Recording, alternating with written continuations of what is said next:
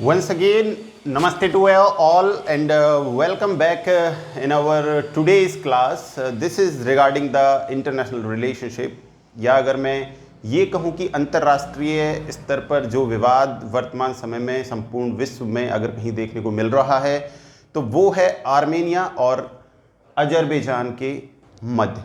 तो आज का जो क्लास है हमारा ये इसी टॉपिक को लेकर के होने वाला है। जो लोग ज्योग्राफी के स्टूडेंट्स हैं यानी भूगोल के छात्र रहे हैं वो इस टॉपिक को आसानी से समझ सकते हैं, लेकिन जो विद्यार्थी हमारे ज्योग्राफी के नहीं हैं या जिन्होंने कभी भूगोल को नहीं पढ़ा है या भूगोल का अध्ययन नहीं किया है उनके लिए ये टॉपिक काफ़ी हेल्पफुल होगा और आपको बताएंगे कि किस तरीके से ये जो कंटेंट है, ये जो मुद्दा है, ये किस तरीके से सोशल, इकोनॉमिकल और पॉलिटिकल अपने आप के अंदर वैल्यूज़ रखता है इंटरनेशनल लेवल पर। तो चलिए स्टार्ट करते हैं आज के इस टॉपिक को बिना डिले किए हुए। आप हैं रवि सर के साथ सिर्फ और सिर्फ यूट्यूब क्लासेस आरकेप पर।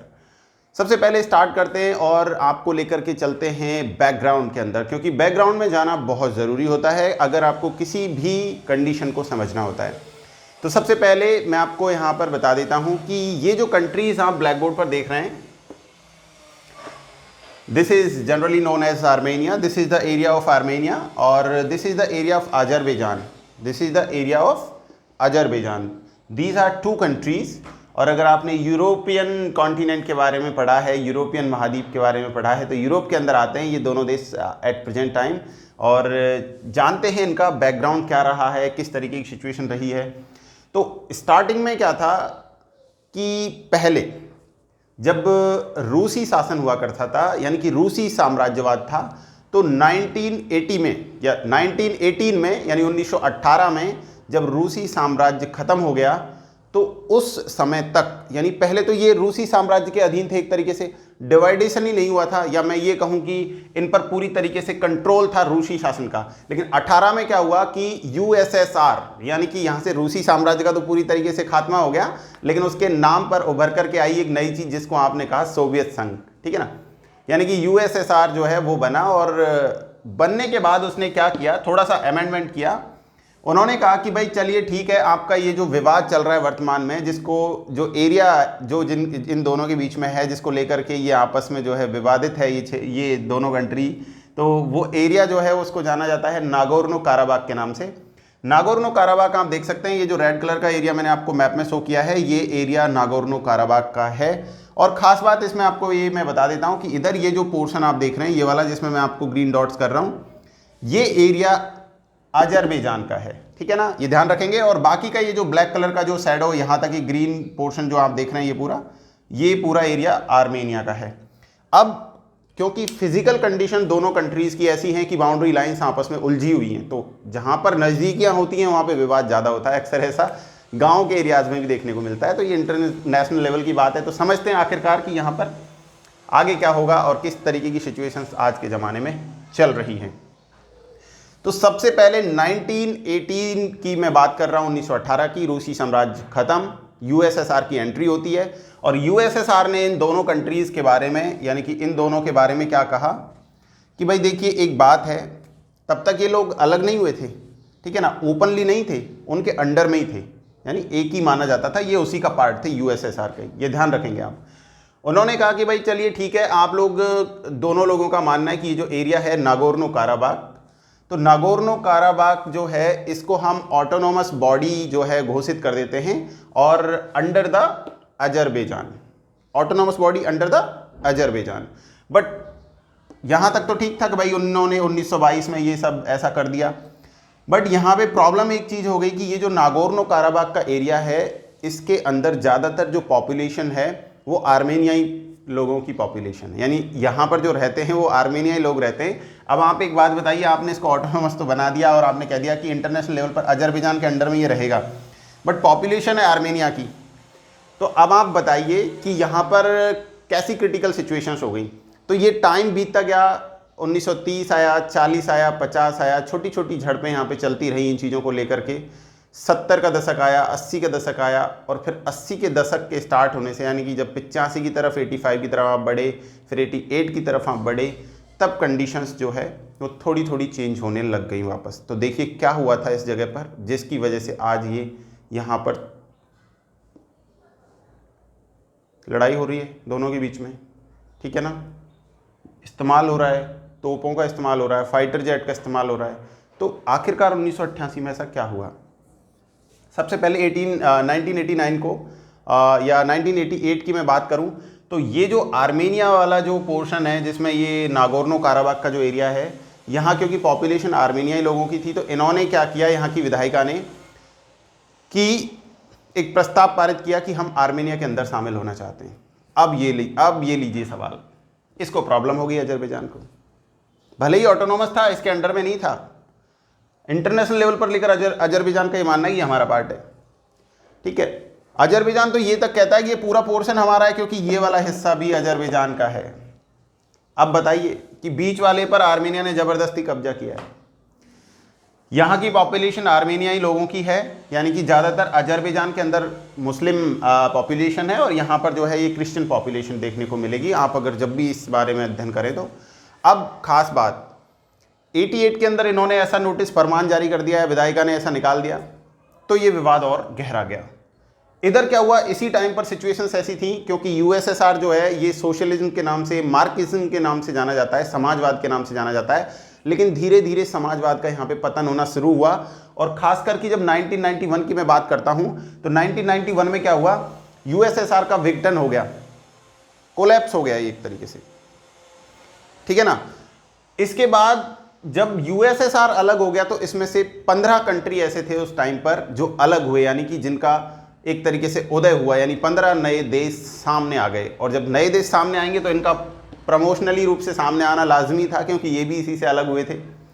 इस टाइम पर क्या हुआ कि जो यूएसएसआर का इसके ऊपर कंट्रोल था वो कंट्रोल लूज हो गया, तो विवाद ज़्यादा गहरा गया क्योंकि अब तो कंट्रोल ही नहीं, अब तो हम आपस में लड़ेंगे, अब क्या मतलब है यूएसएसआर का यहाँ पर। तो अब क्या हुआ भाई कंडीशन, इसको देखते हुए जब यहाँ पर ये कंट्रीज अलग हो गए, आर्मेनिया अलग हो गया, अजरबैजान अलग हो गया, ये सब, अब विवाद बहुत ज़्यादा गहराने लग गया। इन्होंने पहले ही प्रस्ताव पारित कर रखा था विधायिका में कि हम तो आर्मेनिया में शामिल होना चाहते हैं, ये ऐसा होने नहीं देना चाहता अजरबैजान। अब सिचुएशन क्या है, यहाँ पर ये कंट्रीज जो अलग हुए हैं इसके बाद की पोजीशन बताता हूँ मैं आपको। सबसे पहले जानते हैं कौन कौन से कंट्रीज ऐसे थे जो अलग हुए थे। 15 countries, Armenia, Azerbaijan, Belarus, Estonia, Georgia and Kazakhstan, Kyrgyzstan, Latvia, Lithuania, Moldova and Russia जो आज का रसिया है, Tajikistan, Turkmenistan and Ukraine and Uzbekistan. ये 15 कंट्री ऐसे थे जो यहाँ पर 1991 में यूएसएसआर से अलग हुए। और आज का जो आप रसिया देखते हैं वो ये वाला यूएसएसआर हुआ करता था पहले, यानी ये सारे पार्ट इसी का हुआ करते थे। जब कोल्ड वॉर हो रहा था तो कोल्ड वॉर की सिचुएशंस क्या थी कि अमेरिकन जो कंट्री थे यानी उनके साथ जो लोग थे वो अलग, यूएसएसआर के साथ उस टाइम पे मोस्टली मैं बड़े बड़े कंट्री बता रहा हूँ आपको, जैसे चाइना इनके साथ था, रशिया था, पूर्वी जर्मनी जो था, पहले जर्मनी 2 पार्ट में था, बीच में दीवार खींची गई थी जिसको बर्लिन की दीवार के नाम से जानते हैं। 90 के अंदर जब इसका खुद का अस्तित्व नहीं बचा तो फिर दीवार को क्यों मानेंगे लोग, तो उन्होंने भी गिरा दिया अपनी दीवार को 1990 में। और जो जर्मनी वाले लोग थे उन्होंने कहा भाई कोई दीवार नहीं होगी, ईस्टर्न और वेस्टर्न जर्मनी एक रहेगा। हमारे यहाँ पर अब कोई ऐसा नहीं है कि ओपन मार्केट इकोनॉमी होगी, सोशलिज्म इकोनॉमी होगी, ऐसा कुछ नहीं है, मिक्सअप हो गया सबका। यहाँ पर क्या हुआ, यूएसएसआर जब खत्म हुआ और इसकी जगह पर रशिया ने अपनी एंट्री मारी तो क्या होता है कि जो सोशलिज्म पैटर्न था वो खत्म हो गया और कम्युनिज्म आ गया। अब कई बच्चे पूछेंगे कि सर कम्युनिज्म क्या है, तो कम्युनिज्म एक तरीके का मैं कहूँ कि तानाशाही शासन होता है, अगर इस तरीके से मैं आपको समझाना चाहूँ, यानी कि जहाँ पर ऑर्डर फॉलो करना ज़रूरी है। जैसे कि चाइना के अंदर कम्युनिज्म है, रशिया के अंदर कम्युनिज्म है, आप देखिए, ठीक है ना। यानी एक बार जो ऑर्डर पास हो गया बस जो सर्वे सर्वा है सरकार में वही, चाहे राष्ट्रपति है चाहे प्रधानमंत्री है, तो जो एक बार कह दिया बस वही रहेगा। सोशलिज्म में ऐसा नहीं था, वहाँ पे समाजवाद में अलग चीज़ें थी, लेकिन समाजवाद से बदल गया रशिया के अंदर एंटर होते ही, यूएसएसआर जैसे ही खत्म हुआ तो यहाँ पर साम्यवाद आ गया। तो ये चीज़ें तो इसके रिगार्डिंग थी, 15 कंट्रीज अलग हो गए, उसमें से 2 ये भी थे। वापस चलते हैं इसी कंडीशन पर। अब क्या होता है कि भाई यहाँ पर ये जो सिचुएशंस हैं इसका पूरा कंट्रोल ख़त्म, अब दोनों के पास गाड़ी आ जाती है। 2016 में बहुत ज़्यादा झड़प हुई थी इसी मैटर को लेकर के, जिसे 4 डे वॉर के नाम से भी जानते हैं, ठीक है ना। आजकल ये वर्तमान में फिर चर्चा में आ गया क्योंकि अभी भी ताज़ा इनमें युद्ध चल रहा है, ठीक है ना। अब सिचुएशंस देखिए आप, ये जो पूरा इलाका है जिसको मैंने बार बार रेड कलर के एरिया को मैं लिख रहा हूँ, ये है नागोर्नो काराबाख, ये नागोर्नो काराबाग का जो एरिया है इस पर विवाद है। इसके इधर अगर आप देखेंगे तो कैस्पियन सी है और इधर देखेंगे तो ब्लैक सी है। यानी ये जो दोनों कंट्रीज हैं आपस में इधर उधर, ये कैस्पियन सागर बोलते हैं इसको, हालांकि एक लेक है, सागर नहीं है, ये ध्यान रखेंगे आपको, एक झील है और इधर ये ब्लैक सी है। तो अब आप कंट्रीज देखेंगे, ये इधर रसिया है, कैस्पियन सागर ऊपर तक फैला हुआ है, ठीक है ना। मैंने इसको के से लिखा है, जनरली सी से लिखना चाहिए इसको, जनरली कोई दिक्कत नहीं, आप समझ लीजिएगा।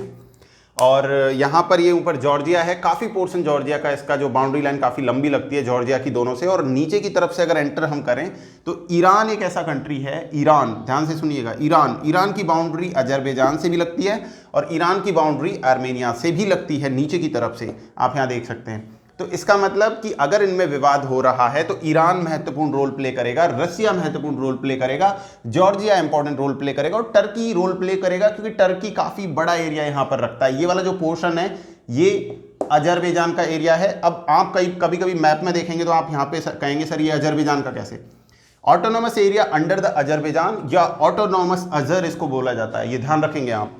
ये ऑटोनोमस अजर है, AZER, और कैसा, ऑटोनोमस, ये ध्यान रखेंगे। ये बहुत क्रिटिकल है बेटा, मैप्स के अंदर जब स्टडी करते हैं तो बहुत आपको ध्यान रखना पड़ता है। तो एरिया जो विवादित है वो ये है, ये पूरा एरिया जो है ये माउंटेन्स, एक तरीके से पहाड़ी एरिया है। कॉकेसस पर्वत का, अगर आपने कॉकेसस माउंटेन का नाम सुना है तो यहीं पर है, इन्हीं के बीच में फैला हुआ है। कॉकेसस पर्वत वाला एरिया है, माउंटेन्स हैं, हाई पीक्स हैं यहाँ पर, और ये काफ़ी एक तरीके से हिल्स पे, आप जानते ही हैं, चाहे कारगिल वॉर देख लो, चाहे आजकल इंडिया चाइना का चल रहा है, हर कोई हिल्स पे बैठना चाहता है। क्यों? क्योंकि ये सामरिक दृष्टि से बहुत महत्वपूर्ण होते हैं ये क्षेत्र। तो ये दोनों भी चाहते हैं कि हम इस एरिया को अपने कब्जे में कर लें, इसी चीज़ को लेकर के युद्ध चल रहा है। इंटरनेशनल लेवल पर जो अगर हम बात करें तो इंटरनेशनल लेवल पर काफ़ी देशों ने पहल की है कि ये विवाद समाप्त हो जाए, क्योंकि ये विश्व के लिए ठीक नहीं है। शांति और सामंजस्य स्थापित करने के लिए सभी देशों ने आग्रह किया है कि आप अपना युद्ध लड़ना बंद करें। खास बात क्या है, विवाद क्यों है? मुस्लिम कंट्री है, एक तरीके से मैं ये कहूँ कि यहाँ पर मुस्लिम लोग रहते हैं और यहाँ पर क्रिश्चियन लोग रहते हैं, और आर्मेनिया के अंदर ज़्यादातर जो आबादी है वो क्रिश्चियंस की है, और यहाँ पर भी क्रिश्चियंस हैं नागोर्नो काराबाग में। तो यहाँ पर इन्होंने अपने आप को ऑटोनोमस घोषित कर रखा है कि हम किसी के अंडर में नहीं हैं, ठीक है ना। लेकिन फिर भी ये दोनों चाहते हैं कि ये हमारे अंदर आ जाए। हाँ, ये बात अलग है कि 1988 में यहाँ के लोगों ने जनमत संग्रह के आधार पर जो है ये, या विधायिका ने ये पारित किया कि हम आर्मेनिया के अंदर जाना चाहते हैं। आर्मेनिया की जो कैपिटल है वो है येरेवान, और यहाँ की जो कैपिटल है अजरबैजान की वो है बाकू। तेल क्षेत्र के लिए काफ़ी फेमस है ये बाकू, ज्योग्राफी के स्टूडेंट बहुत जानते होंगे। और इधर कैस्पियन सागर है, आप जानते हैं, ऊपर लिखा हुआ है मैंने। ये चीज़ें क्लियर हो गई आपकी। अब आखिरकार सिचुएशन क्या है, इंटरनेशनल जो एक तरीके से कहानी है वो क्या कहती है? भाई इंडिया कभी भी अजरबैजान के साथ नहीं जाएगा इस मुद्दे पर। क्यों? क्योंकि ये एक इस्लामिक कंट्री है, और ख़ास बात अजरबैजान जो है ये कश्मीर के मुद्दे पर पाकिस्तान का साथ देता है। यानी कि जब भी बात आती है तो अजरबैजान पाकिस्तान का साथ देता है। अब आप एक बात बताइए, जब अजरबैजान इस तरीके से वहाँ पर पाकिस्तान को हेल्प करेगा तो इंडिया यहाँ पर इस मुद्दे पर अजरबैजान के साथ कैसे हो सकता है? तो जितने भी इस्लामिक कंट्रीज़ हैं वो इस मुद्दे पर अजरबैजान के साथ हैं, और बाकी की जो कंट्रीज़ हैं वो आर्मेनिया के साथ हैं। यानी जैसे फ्रांस का एग्जाम्पल मैं आपको दूँ, फ्रांस में काफ़ी आबादी ऐसी है जो क्रिश्चियंस की है, तो फ्रांस में भी ये कहा है, या एक तरीके से मैं ये कहूँ कि वो भी आर्मेनिया के साथ है। और अगर भारत की बात आती है तो इंडिया और आर्मेनिया के जो रिलेशनशिप्स हैं वो आजकल काफ़ी अच्छे हैं। हम लोग काफ़ी यहाँ से जो है डिफेंस डील करते हैं, और हमारा एक तरीके से ट्रेड रिलेशनशिप काफ़ी अच्छा है। तो हम तो ऑलमोस्ट आर्मेनिया के साथ ही जाएंगे, और क्योंकि आर्मेनिया ही पीपल्स यहाँ पर हैं एक तरीके से मैं कहूँ, और जनमत संग्रह के आधार पर अगर देखा जाए तो ये लोग भी चाहते हैं कि हम आर्मेनिया में चले जाएं। ये कुछ ऐसा एक तरीके से मुद्दा यहाँ पे रहा हुआ है। तो उम्मीद है कि आपको कुछ कुछ बैकग्राउंड के साथ मैंने आपको यहाँ की चीज़ें बताई हैं, ये आपको पूरी तरीके से समझ में आई होंगी। स्टार्टिंग में जहाँ USSR के अंदर समाजवाद पैटर्न था जो साम्यवाद में बदल गया, यानी तानाशाह में बदल गया, वर्तमान दौर पर अगर आप देखें वहाँ के राष्ट्रपति हैं पुतिन साहब, ठीक है ना। तो आगे भी 2036 तक शायद वो रहने वाले हैं, उन्होंने चेंज कर दिया पैटर्न, वहाँ का संविधान में संशोधन कर दिया है।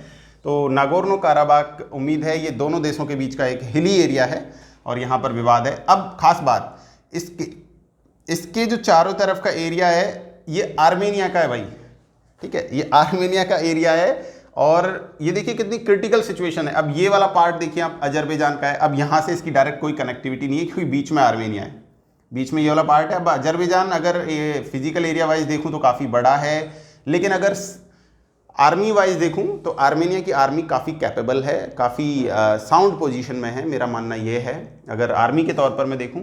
लेकिन फिर भी मेरा ये मानना है कि नागोर्नो काराबाग जहां भी रहे, जैसे भी रहे, नागोर्नो काराबाग वाले जो लोग हैं वो चाहते हैं कि हम ऑटोनोमस रहें, फ्री रहें, हमारा भी एक देश हो, हमारी भी एक कंट्री हो। बट अभी तक इसको ऑफिशियली अनाउंस नहीं किया गया है, ऑफिशियली ये देश नहीं बन पाया है नागोर्नो काराबाग। अभी इसी को लेकर के ये विवाद चल रहा है। विवाद जो भी हो, लेकिन एक शिक्षक होने के नाते मैं यही रिक्वेस्ट करना चाहूँगा कि इस तरीके के इंटरनेशनल डिस्प्यूट्स जो है वो नहीं होने चाहिए, क्योंकि ये मानव सभ्यता के लिए खतरा साबित हो सकते हैं। तो चलिए, उम्मीद करते हैं आपको वर्तमान दौर के इस इंटरनेशनल रिलेशनशिप को समझाने में मैं कामयाब रहा हूं, या हो सकता है जो भी कमी रह गई है तो उसको आप कमेंट बॉक्स में डाल सकते हैं। उम्मीद करते हैं आपको ये वीडियो पसंद आया होगा। अगर आपको ये वीडियो पसंद आया तो प्लीज़ लाइक करें और शेयर करें, सब्सक्राइब कर दें माय यूट्यूब चैनल आरकेफ। So thank you so much for watching this beautiful video. You are with Ravi here. Now let's go.